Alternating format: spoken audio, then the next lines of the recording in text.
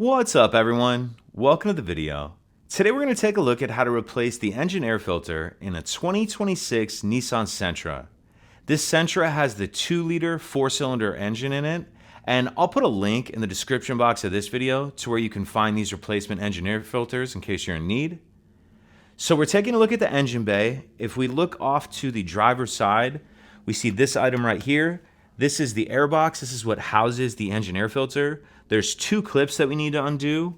One right here. Those clips will just push off, as you can see. There's another one back here.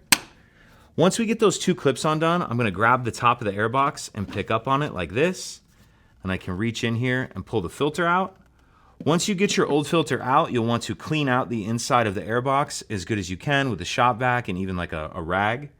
So once we have our air box as clean as we can get it, we'll install our new engine air filter.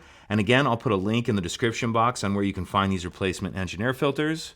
But it'll go in this orientation with that rubber gasket piece on top. And then because of the shape of it, it can really only go in there one way. Then when we close it up on the back side, there's 2 tabs, one right here, and there's another one just like it on this side. And those tabs will just kind of fit down in these notches like that. And then once we have that down, we can reattach our 2 clips. And that's it. If you have any questions, please let me know. If you could take a second to like and subscribe, it helps us out, and I'd appreciate it. Thank you.